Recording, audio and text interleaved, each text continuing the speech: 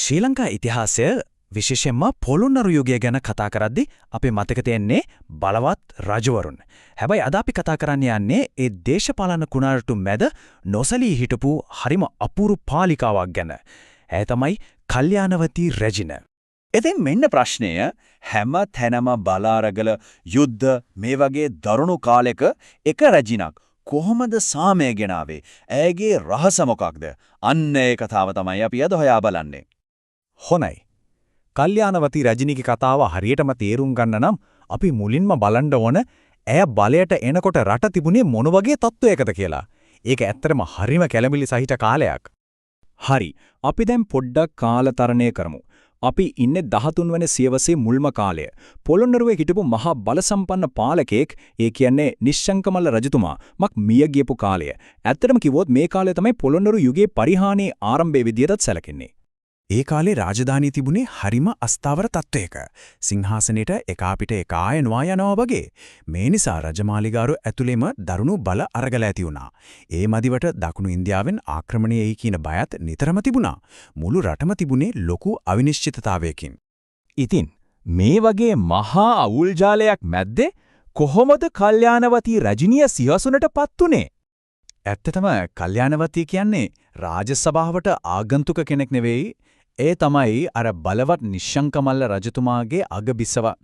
කාලිංග වංශිකයෙක් වීමත් බලයට ඒ තරම් සමීපව හිටපු නිසාත් රාජ්‍ය පාලනය ගැන ඇයට හොඳ අවබෝධයක් තිබුණා.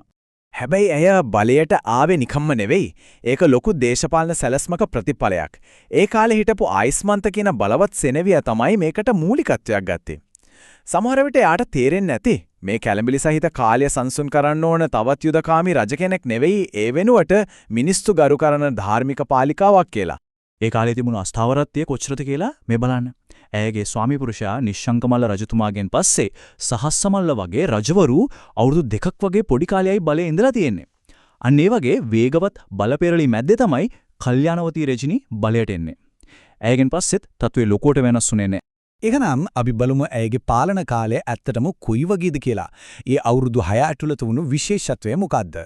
අවුරුදු 6ක් ක්‍රිස්තු වර්ෂ 1202 ඉඳලා 1208 වෙනකම්. දැන් අවුරුදු 6ක් කියන එක ලොකු කාලයක් වගේ නොතේරුණාට අවුරුද්දෙන් දෙකෙන් රජවරු මාරු වෙන යුගයක මේක ඇත්තටම ස්ථාවරත්වයේ සංකේතයක්. මෙන්න මේක තමයි ඇයගේ පාලනයේ හරය.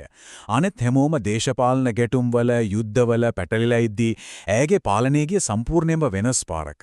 ඇය අවධානය යොමු කළේ ආගමික කටයුතු වලට, රටේ ආධ්‍යාත්මික ස්ථාවරත්වය ගොඩනගන්න. මේක නිකන්ම කතාවක් නෙමෙයි. ඇය ඒක ක්‍රියාවෙන්ම පෙන්නුවා. ඇය කල්යාණවතී විහාරය ඉදි කරා. අද රුවන්වැල්ලේ බෝපිටිය විහාරය කියලා සැලකෙන්නේ ඒකයි. ඒ විතරක් නෙවෙයි, පන්සල් නඩත්තුවට ගම් පිටින් පූජා කළා. භික්ෂුන් වහන්සේලාට දානය සපයන එක තහවුරු කළා. ඒ වගේම පොළොන්නරුවේ ඉඳන් ඈත දෙවිනුවර තියෙන පන්සල් වලට ධනෙ පරිත්‍යාග කළා. ඉතින් ඇයගේ පාලන දර්ශනය මේ වචන ටිකෙන් හරිම ලස්සනට සාරාංශ කරන්න පුළුවන්. ඇය ආක්‍රමණය කරන්න වෙනුල ගොඩනගන්නයි තියෙන දේ ආරක්ෂා කරන්නයි තෝරගත්තා පාලිකාවක්. ඇයගේ බලය තිබුණේ කඩුවේ නෙවෙයි නිර්මාණශීලීත්වයේ. හොඳයි. අවසාන වශයෙන් අපි බලමු කල්යාණවතී රැජින ඉතිහාසයට ඉතිරි කරපු දායාදය මොකද්ද? ඇයි අපි ඇයව මතක තියාගන්න ඕන කියලා. ඇයගේ උරුමය වැදගත් වෙන්න ප්‍රධාන හේතු කීපයක් තියෙනවා. එකක් තමයි ශ්‍රී ලංකාව පාලනය කරපු අතිශය දුර්ලභ කාන්තා පාලිකාවන් කීප දෙනාගෙන් කෙනෙක් වීම. ඒකම පුදුම දෙයක්. දෙක, පොළොන්නරුව පරිහානියට යන අර්බුදකාරී යුගයක ඇය ස්ථාවරත්වයේ පොඩි එලියක් වුණා.